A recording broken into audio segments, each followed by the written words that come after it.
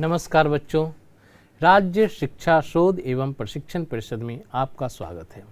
पिछले क्लासेज में हमने पढ़ा था सेमी सर्कुलर रिंग का सेंटर ऑफ मास निकालने के लिए। अब हम लोग पढ़ेंगे सेमी सर्कुलर डिस्क का सेंटर ऑफ मास निकालने के लिए। देखिए, डिस्क के बारे में हम एक कल्पना कर सकते हैं कि वो कई सेमी सर्कुलर रिंग से मिलकर बना हो।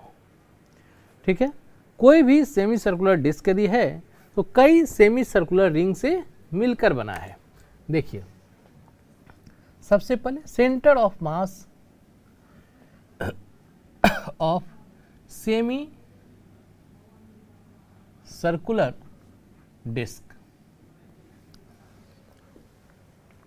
देखिए, ए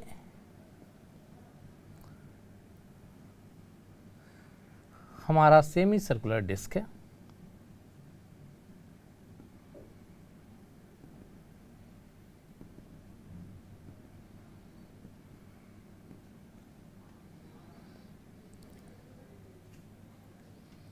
इधर मैं एक्स एक्सिस ले लेता हूँ और इधर वाई एक्सिस ले लेता हूँ।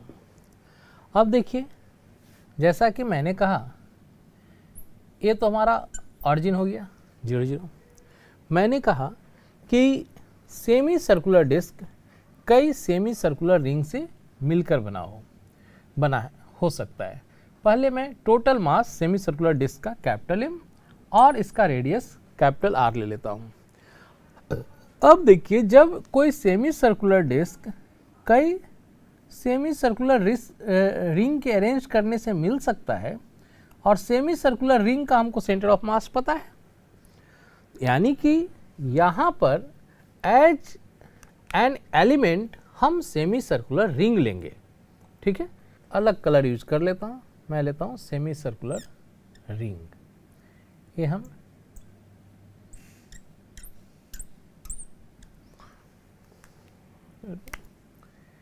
ये हम ले लेते हैं। देखिए, सेमी सर्कुलर रिंग, ये है हमारा सेमी सर्कुलर रिंग, आप देख रहे हैं। ठीक है, इसका मैं रेडियस ले लेता हूँ स्मॉल r और इसका थिकनेस हम ले लेते हैं dr। और फिर देखिए, सारा स्टेप उसी तरह से। सबसे पहले मैंने क्या किया, तो सबसे पहले मैंने dm निकाला, उस एलिमेंटल रिंग का, एलिमेंट का हमने मास निकाला था। यहाँ हम एलिमेंटल रिंग का मास निकालेंगे सबसे पहले। अब देखिए, अभी हम इसका मास मान लेते हैं dm। इस dm का वैल्यू हमें निकालना है। उसके बाद फिर हम फॉर्मूला यूज कर लेंगे। तो हम सबसे पहले बढ़ते हैं मास निकालने की ओर। कैसे निकालेंगे एलिमेंट का मास? तो ये देखिए, पूरा इस सेमी सर्कुलर डिस्क का एरिया क्या हो जाएगा? यदि ये रिंग होता तो इसका एरिया होता πr²। चूंकि ये डिस्क है तो इसका एरिया हो जाएगा πr²/2। और देखिए, πr² एरिया में m मास, तो यूनिट एरिया में m/πr²/2। उसके बाद अब देखिए, हम इसका एरिया निकालना चाह रहे हैं। इसके लिए क्या करें? यदि मान लीजिए इसका एरिया dA है तो a dA एरिया में हो जाएगा हमारा, इसको हम ऐसे लिख सकते हैं 2m/πr² इंटू dA। और इस तरह से हम dm इक्वल टू लिख सकते हैं 2m/πr² इंटू dA। अब ये dA हम निकालेंगे, एलिमेंटल रिंग का एरिया। देखिए, इसके हमारे पास दो तरीके हैं। एक तो ये कि मैं एक यहाँ से यहाँ तक का निकाल लूँ और उससे ए वाला एरिया सब्ट्रैक्ट कर दूँ, घटा दूँ। तो देखिए, ये है हमारा R, यहाँ से यहाँ तक हमारा हो जाएगा R + dr। ये हमारा हो जाएगा आर प्लस डी आर। तो मैं बात करूं तो पाई आर प्लस डी आर का होल स्क्वायर बाई 2, ये बिल्कुल हमारा इस सेमी सर्कुलर डिस्क का एरिया हो गया, यहाँ तक का, यहाँ से बिल्कुल यहाँ तक का जो सेमी सर्कुलर डिस्क बन रहा है, उससे हमने सब्ट्रैक्ट कर दिया ए वाला एरिया, ए जो एरिया है ये हमने घटा दिया। तो ए हमारा क्या हो जाएगा, पाई आर स्क्वायर बाई 2। अब देखिए जो इसमें कॉमन है उसको हम बाहर ले लेते हैं। हमारा कॉमन क्या है, pi by 2 R plus D R को मैं ए प्लस बी के होल स्क्वायर पे तोड़ रहा हूँ। ये आ जाएगा A square plus B square plus 2ab minus R square. अब देखा जाए ये आर स्क्वायर से आर स्क्वायर कैंसिल, हमारा यहाँ से जो डी ए इक्वल टू आया वो आ गया पाई बाई 2 डी आर का whole square plus 2r D R. अब देखिए यहाँ इसको हम, ये डी आर काफ़ी छोटा टर्म है, मीन्स 1 से भी छोटा। अब देखिए हम लोग जनरली समझते हैं कि स्क्वायर करने पे वैल्यू बढ़ता है, जैसे 2 का स्क्वायर 4, 3 का स्क्वायर 9, 5 का स्क्वायर 25, ये वैल्यू बढ़ रहा है। लेकिन जरा फ्रैक्शन में आइए, और जब फ्रैक्शन जो है लेस देन 1 हो, जैसे 1/2 का स्क्वायर 1/4, 1/9 का स्क्वायर 1/81, 1/100 का स्क्वायर 1/10,000, मीन्स जितना हम छोटा ले रहे हैं वैल्यू लेस देन 1, उसका स्क्वायर और भी छोटा होते चला जा रहा है। यानी कि मैं एक कहना चाह रहा हूँ कि ये डी आर काफ़ी छोटा टर्म है, जितना आप कल्पना कर सकते हैं उससे भी छोटा। कोई कहे 1/1 लाख, मैं कहूँ उससे भी छोटा। कोई कहे 1/10 लाख, मैं कहूँ उससे भी छोटा। मीन्स काफ़ी छोटा टर्म है डी आर। अब उसका स्क्वायर और भी छोटा, मीन्स मैं ये कहना चाह रहा हूँ कि इस टर्म को हम नेगलेक्ट कर सकते हैं, ठीक है। और जब इस टर्म को हम नेगलेक्ट करेंगे तो देखिए ये आ जाएगा D A equivalent to pi by 2 into 2r D R. और इस तरह से बच्चे ए आ जाएगा pi R D R, D A आ जाएगा हमारा पाई आर डी आर। अब देखिए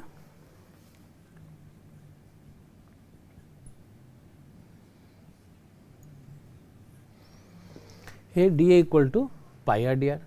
अब हमने जो इतना लंबा प्रोसेस से जो एरिया निकाला, हम चाहते तो करते क्या, ए लेंथ कितना होगा पाई आर, ए लेंथ। जैसे देखिए आप इसको हम काट के अलग लेते हैं तो देखा जाए ए लेंथ कुछ इस तरह से हमारा आ जाएगा, और इसका ये जो लेंथ होगा वो हमारा हो जाएगा पाई आर, ठीक है। ये हमारा हो गया पाई आर। अब देखिए इसका थिकनेस क्या होगा, तो हमने यहां पर थिकनेस डी आर लिया है, तो ये हो गया डी आर। अब देखिए जैसे आप रेक्टेंगल का निकालते हैं, आप सिंपली कर दीजिए पाई आर इंटू डी आर। तो इतना लंबा जो हमने प्रोसेस किया उसकी ज़रूरत नहीं है। अब ये जो एरिया बचा, इधर आप देख रहे हैं एरिया, इधर आप देख रहे हैं ये एरिया, यही एरिया है डी आर स्क्वायर, जो कि हमने नेगलेक्ट किया है। यानी कि कई बार जब हमें इस तरह से एरिया निकालना होगा तो simply a length into width means pi R into D R, जब हमें ज़रूरत पड़ेगा हम लिख देंगे, ठीक है। और चलिए ये हमने एरिया निकाला, और जब ये हमने एरिया निकाला तो अब देखिए हमारा डी एम इक्वल टू क्या हो गया,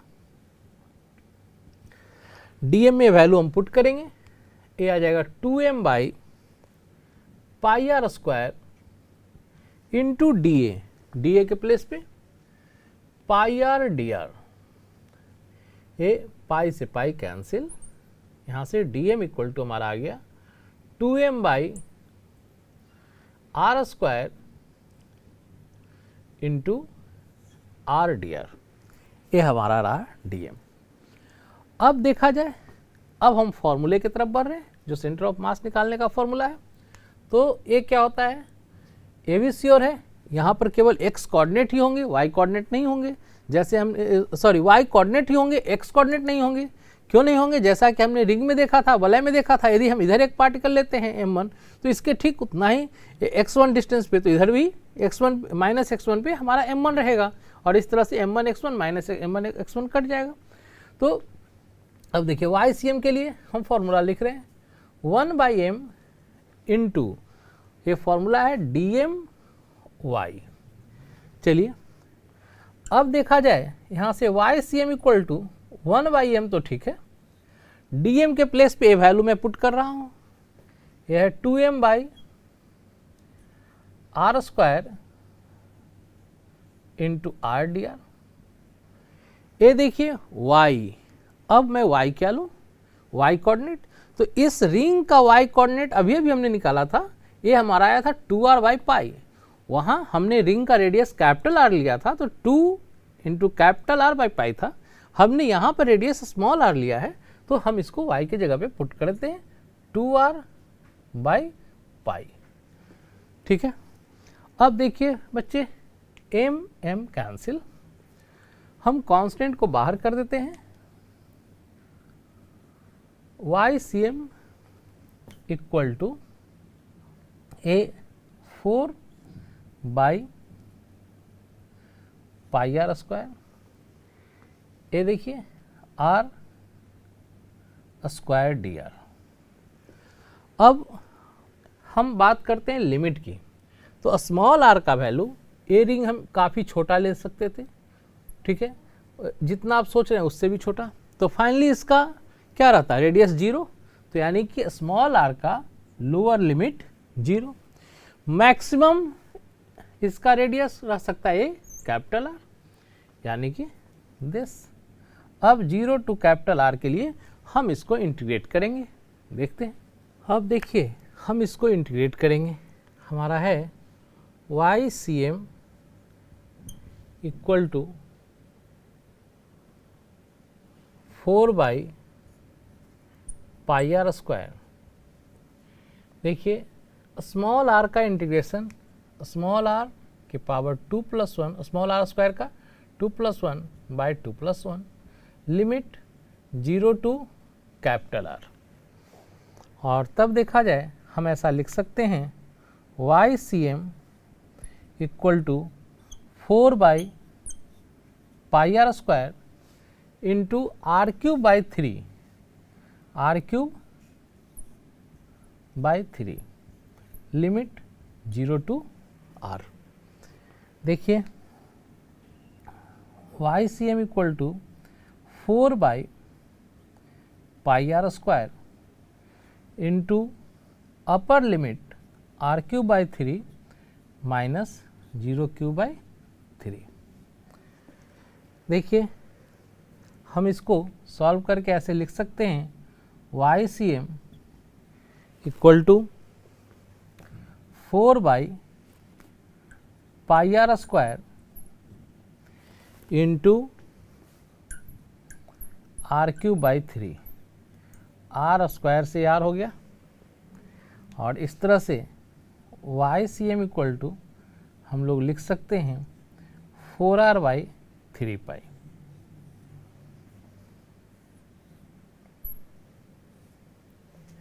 ये हमारा हो गया YCM इक्वल टू 4r/3। अब यदि हमें सेंटर ऑफ मास का कोऑर्डिनेट लिखना है इसका, तो हम ऐसे लिखेंगे। देखिए ये तो हम लोग कन्फर्म हो गए कि x कोऑर्डिनेट 0, तो 0, और y कोऑर्डिनेट दिस, ये आ गया 4r/3। ये हमारा सेमी सर्कुलर डिस्क का सेंटर ऑफ मास रहा। अब देखिए हम थोड़ा कंपेयर करते हैं रिंग और डिस्क के सेंटर ऑफ मास का। इधर मैं दिखा रहा हूँ डिस्क, हम इधर दिखाते हैं रिंग। देखिए हमारा जो रिंग है,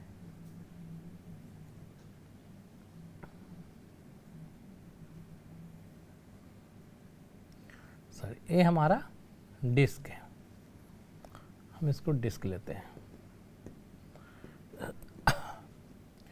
इसका जो सेंटर ऑफ मास आया है वो हमारा आया है 4r/3π।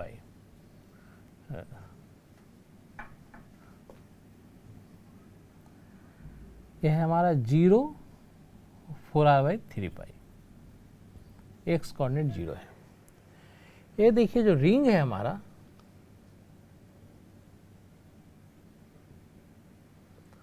उसका जो सेंटर ऑफ मास आया है वो आया है हमारा 0 2r/π। अब देखिए ये हमारा 4r/3π है, पाई का वैल्यू 3.14 लेते हैं, 14 को यदि हम नेगलेक्ट करते हैं तो ये हमारा 4/9 आएगा। ठीक है, ये 4/9r आएगा। ठीक है, और हम इसमें देखें तो ये हमारा 2/3r आएगा, यदि हम पाई का वैल्यू 0.14 को नेगलेक्ट करें, 2/3r आएगा। ये देखिए अप्रॉक्स आ जाएगा 0.6r। ठीक है, इसके लिए देखते हैं, ये देखिए हमारा 4/9 जो है वो आ जाएगा 0.4r। ठीक है, 0.44 समथिंग आएगा, हम इसको अप्रॉक्स लेते हैं। अब देखिए 0.4 यदि हम इसको देखें तो ये 0.6 हाफ यहाँ पे हो जाएगा 0.5, ठीक बीचों बीच, इससे ऊपर होगा, हल्का ऊपर होगा, ये 0.6r मीन्स इसका सेंटर ऑफ मास हमारा यहाँ पे होगा। जबकि हम बात करें इसका तो देखिए ठीक बीच में यहाँ पर हमारा 0.5r आएगा और इसका सेंटर ऑफ मास इससे जस्ट थोड़ा सा नीचे इधर आएगा। ठीक है, मैं ये कहना चाह रहा हूँ कि सबसे पहले यानी कि मास ज़्यादा होगा तो सेंटर ऑफ मास सेंटर की तरफ, नीचे की तरफ जो है सो ये मूव करेगा। जितना ज़्यादा होगा सेंटर ऑफ मास उतना ही उसका जो है कम हाइट पर जितना ज़्यादा मास होगा, जितना ज़्यादा द्रव्यमान होगा, सेंटर ऑफ मास उतना ही कम हाइट पे होगा। और जब centre of mass come height पे होता है तो उस सिस्टम की स्टेबिलिटी ज़्यादा होती है।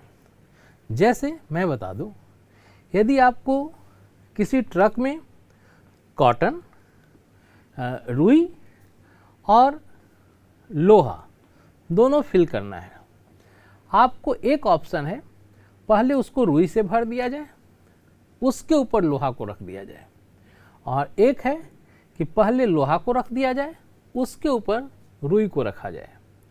दोनों में कौन सा बढ़िया होगा ऑप्शन? तो मैं बता दूं कि जब आप लोहे को नीचे रखेंगे, उसके ऊपर यदि आप कॉटन को रखते हैं तो वो ज़्यादा सूटेबल होगा ड्राइवर के लिए और ट्रक के बैलेंस के लिए। ठीक है, और या कहें कि उसकी स्टेबिलिटी के लिए, उसको उलटने की संभावना कम होगी। क्यों? क्योंकि उसका सेंटर ऑफ मास ज़मीन से काफ़ी कम ऊंचाई पे होगा। लेकिन जब कॉटन रखते हैं, उसके ऊपर लोहा रखते हैं, तो उसका सेंटर ऑफ मास ऊपर की तरफ शिफ्ट कर जाएगा। मीन्स मैं ये कहना चाह रहा हूँ कि जिस ओर हैवी मास, भारी द्रव्यमान जिस ओर शिफ्ट करेगा, वो सेंटर ऑफ मास को उस तरफ शिफ्ट करेगा। ठीक है, तो जनरली जैसे ट्रक वगैरह पे भारी सामान नीचे होगा, उसके ऊपर जो है कॉटन रखा जाएगा। मीन्स लोहा नीचे, उसके ऊपर कॉटन रखा जाएगा। तो ये ज़्यादा स्टेबल होगा, ज़्यादा इसकी स्टेबिलिटी होगी और उलटने की संभावना कम रहेगी। मनुष्य का सेंटर ऑफ मास कहा जाता है कि उसके नाभि में होता है। उसके बाद एक चीज़ और देखिए, सेंटर ऑफ मास जो है ये लाइन ऑफ सिमिलरिटी पे जो होता है उसी पर लाई करता है। ठीक है, लाइन ऑफ सिमिलरिटी पे एक लाई करता है। देखिए इसको इस लाइन के अबाउट मोड़ा जा सकता है या मिरर यहाँ पे रख दें तो इस तरफ का इधर इमेज होगा, या इधर ऐसे रखें तो इसका इमेज इधर होगा। उसी तरह से यहाँ पर यदि मिरर रखा जाए तो इसका इमेज इधर बनेगा, मीन्स ये जो है लाइन ऑफ सिमेट्री है। ठीक है, तो लाइन ऑफ सिमेट्री पर ही जो है सो सेंटर ऑफ मास लाई करता है। ठीक है, तो इस चीज़ को हम लिख सकते हैं कि centre of mass lies on line of symmetry, line of symmetry, line of symmetry पर सेंटर ऑफ मास वैरी करता है। अब जैसे देखिए कहा जाता है कि आदमी के का सेंटर ऑफ मास उसकी नाभि में होता है, तो देखिए ए है, ये जो बटन का जो लाइन है ये लाइन ऑफ सिमेट्री है, इसी पर हमारी नाभि आती है। ठीक है, और इस तरह से हम कह सकते हैं कि लाइन ऑफ सिमेट्री पे सेंटर ऑफ मास लाई करता है। अब हम लोग देखेंगे motion of centre of mass, means द्रव्यमान केंद्र की गति। ठीक है, द्रव्यमान केंद्र की गति।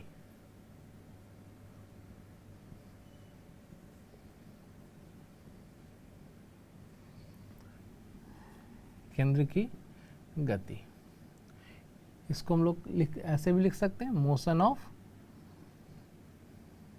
सेंटर ऑफ मास।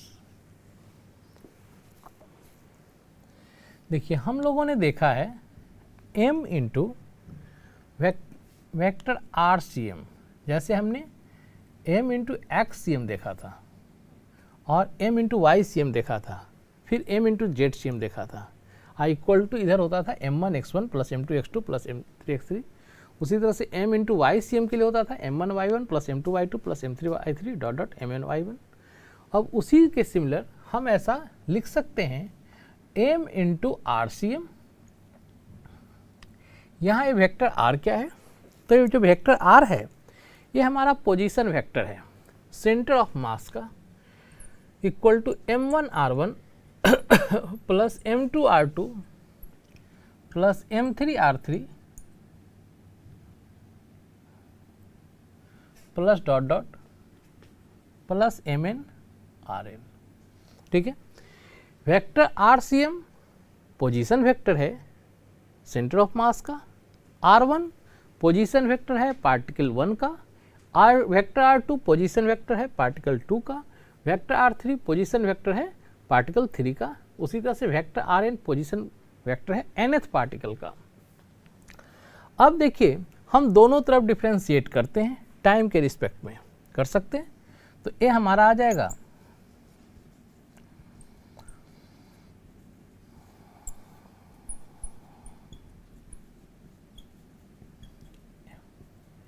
इसको हम ऐसे लिख सकते हैं,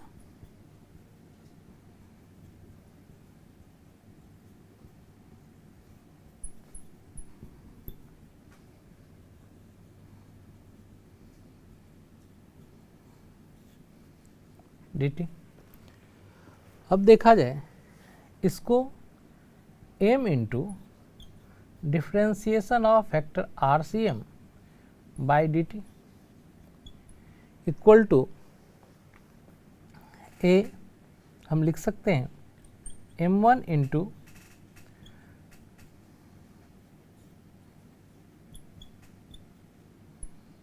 m2 into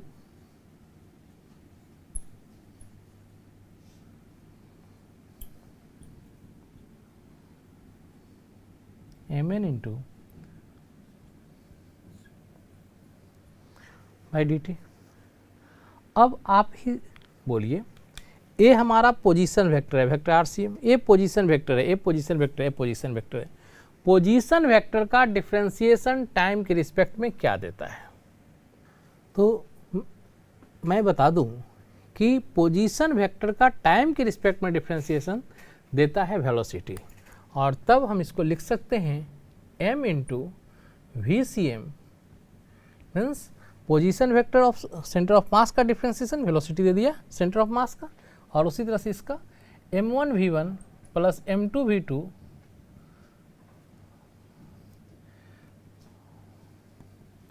plus dot dot इसी तरह से mn vn। ठीक है, हमें एक कॉन्सेप्ट ये भी मिला। ठीक है, इसको हम ऐसे भी लिख सकते हैं m into V C M equal to P1, ये उस पार्टिकल 1 का लीनियर मोमेंटम हो गया, प्लस P2 पार्टिकल 2 का लीनियर मोमेंटम हो गया, प्लस Pn पार्टिकल n का लीनियर मोमेंटम हो गया।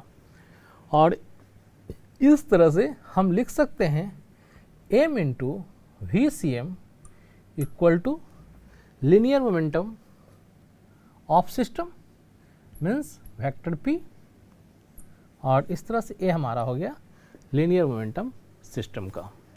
इसी को हम आगे कंटिन्यू करेंगे अगले क्लासेज में।